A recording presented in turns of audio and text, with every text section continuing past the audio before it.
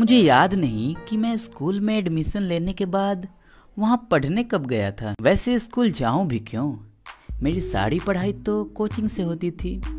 और भाई साहब, मेरे जैसे बच्चे स्कूल में 6-6 घंटे करेंगे क्या? पर उस दिन स्कूल में एग्ज़ाम होने की वजह से मेरा मन ना करते हुए भी मैं स्कूल गया। लेकिन जब मैं स्कूल से वापस आ रहा था और ये फालतू की गाड़ियों का ये फालतू सा पो पो पो, मैं परेशान हो रहा था। तभी मेरी नज़र एक खूबसूरत सी लड़की, जिसकी काली आंखें और लंबी बालों वाली, जिसके माथे पर शायद एक छोटी सी लाल बिंदी थी, जो अपने हाथों में कुछ किताबें लिए हुए चली आ रही थी।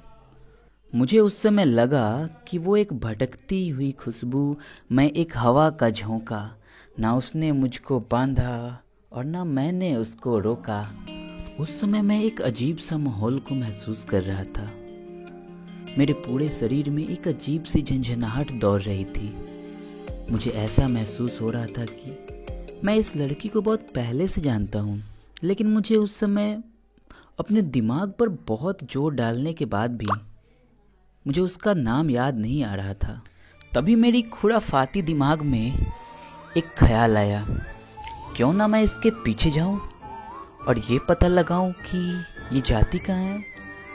और ये सोचने के बाद मैं उसके पीछे पीछे चलता गया। तेरे पीछे चल पड़े। कुछ देर के बाद मैंने देखा कि वो एक इंग्लिश क्लास में चली गई। कुछ देर मैं वहाँ खड़ा रहा। फिर मैं ये सोचते हुए वापस आ गया कि ये लड़की कौन है, जिसे देखकर ही मुझे अपनापन जैसा महसूस हो रहा है। ऐसा लग रहा है कि मैं इसे बहुत पहले से जानता हूँ। मैं अपने रूम में अकेला बैठकर कुछ सोच रहा था। तभी मुझे वो लड़की याद आई जो उस दिन मुझे मिली थी। अब मैं अपने छोटे से दिमाग पर बहुत ज़्यादा जोर डाल रहा था। तभी अचानक से मुझे कुछ धुंधली धुंधली याद आई। अरे यार, ये तो राधा है। उसकी नाम याद आते ही अचानक से मेरी बचपन की सारी यादें ताज़ा हो गई। बचपन में मैं इसके साथ पढ़ा करता था और धीरे धीरे पुरानी यादों में मैं डूबता चला जा रहा था। जब मैं बचपन में स्कूल जाया करता था, उस वक्त मेरे कुछ दोस्त थे।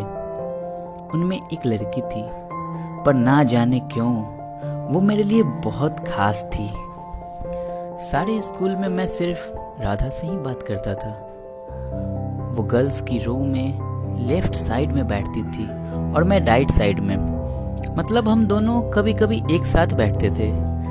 बस दोनों के बीच में कुछ डिस्टेंस होता था, जितना 2 बेंचों के बीच होता है ना, बस उतना ही। मुझे आज भी वो दिन याद है जब मैं कागज की नाव बना रहा था और वो एक मांगी, तो मैंने बहुत प्यार से उसे एक नाव बना कर दिया। और कुछ याद तो नहीं है, पर हाँ, होली का वो दिन मैं अपने छत पर शाम को गुलाल खेलने के लिए तैयारी कर रहा था। लेकिन शाम हुआ नहीं था, शायद दोपहर ही था। तभी, बेटा कोई तुमसे मिलने आया है, ये कहकर मम्मी ने मुझे बुलाया। जब मैंने जाकर देखा तो वो राधा थी। मैं समझ नहीं पा रहा था कि उसे मेरे घर का एड्रेस कहाँ से मिला। मुझे उस समय होली के दिन उसे गुलाल लगाना चाहिए था, पर उस समय शायद मेरी बुद्धि का विकास उतना नहीं हो पाया था जितना कि होना चाहिए था, और मैंने उसे गुस्से से वहां से जाने के लिए बोल दिया। वो बेचारी करती भी क्या, उदास होकर वहां से चली गई। शायद उस समय उसे बहुत बुरा लगा होगा। मैं इन ख्यालों में डूबा हुआ ही था, और कब मेरी कोचिंग क्लास का टाइम हो गया मुझे जरा सा भी पता नहीं चला।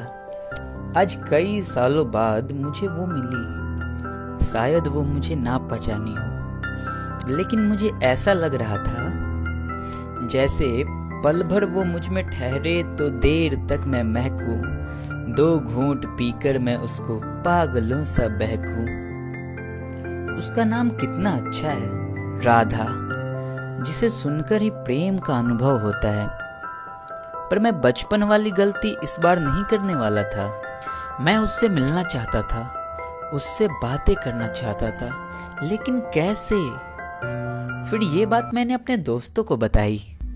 अब देखो, लड़कियों का तो मुझे पता नहीं, लेकिन लड़कों के दोस्त जितना चंट चालाक और हरामी होते हैं उतना ही अच्छे भी होते हैं। जब उन लोगों को ये बात पता चला तो वो मुझे इस बात पर चिढ़ाने लगे, लेकिन उस लड़की का पूरा बायोडाटा मेरे पास रख दिया। वो कहाँ की है, उसका घर कहाँ है, और वो सब बातें जो मैं जानना चाहता था। राधा मेरे से 1 क्लास सीनियर थी। वो शायद इसलिए हो गई थी क्योंकि मैं बचपन से इतना स्कूल चेंज किया, वो तो मुझे खुद भी याद नहीं, और शायद मेरी यही आदतों के कारण मैं उससे 1 क्लास जूनियर हो गया था। उसके बारे में सब कुछ जानने के बाद मैं वही इंग्लिश क्लास ज्वाइन कर लिया जिसमें राधा जाती थी। उस इंग्लिश क्लास में मैं उसके बैच के बाद वाले बैच में था। मतलब जब उसकी क्लास की एंड होती थी तो मेरी क्लास स्टार्ट होती थी, और इन दोनों बैच के बीच में जो थोड़ा सा समय होता था उसमें मैं सिर्फ उसे ही निहारा करता था। एक दिन की बात है, किसी कारणवश हम दोनों की क्लास एक साथ ही होने वाली थी। जब मुझे ये बात पता चली तो मेरी खुशी का ठिकाना न रहा। मेरे मन में लड्डू फूट रहे थे।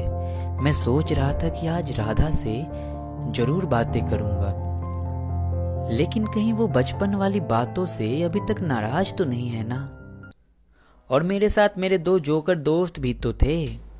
मैं ये सब सोच ही रहा था कि तभी मेरे एक दोस्त ने मुझे कॉल किया और बोला, अरे यार आज कुछ काम है इसलिए मैं और सागर आज इस क्लास नहीं आ पाएंगे। ये सुन करके तो मुझे मजा आ गया। अब दोनों बैच एक साथ बैठकर पढ़ रही थी।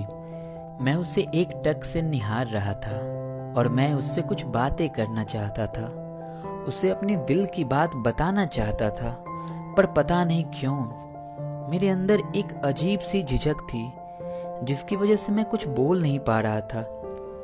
उस समय मैं उसे बोलने से डर रहा था या फिर मुझे शर्म आ रही थी, ये तो मुझे पता नहीं, लेकिन इन सब कसमकस के बीच मैं उसे कुछ बोल नहीं पाया।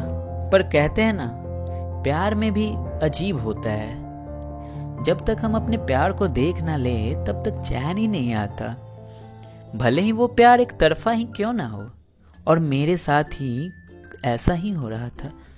जिस दिन भी मैं उसे नहीं देखता मेरे मन में एक अजीब सी खलबली मचती और मुझे बेचैनी सा लगता, और फिर मैं उसके घर के आसपास ऐसे भटकता था जैसे कि कोई मधुमक्खी पुष्प के आसपास भटकती हो। और मेरे इस छोटे से दिमाग में थोड़ा सा भी ये ख्याल नहीं आता था कि उसके घर के आसपास हमेशा भटकते हुए देखकर लोग क्या सोचेंगे। शायद इसलिए कि उस समय मेरे दिल और दिमाग में सिर्फ राधा ही रहती थी। एक दिन वो मुझे मार्केट में मिली, मतलब मैंने उसे देखा। वो अपनी छोटी बहन के साथ थी। फिर मैं उसके पीछे पीछे चल पड़ा। तेरे पीछे चल पड़े तेरे पीछे चल पड़े पर उसी समय वो अचानक से पीछे मुड़ी। तुम मेरा पीछा कर रहे हो क्या? नहीं, मैंने घबराती हुई आवाजों में बोला। और भाई साहब बोलूं भी क्यों ना, उसकी आवाज सुनते ही मेरे दिल की धड़कन तेज हो गई थी। मैं थोड़ा घबरा गया था, मेरी बोलती बंद हो गई थी।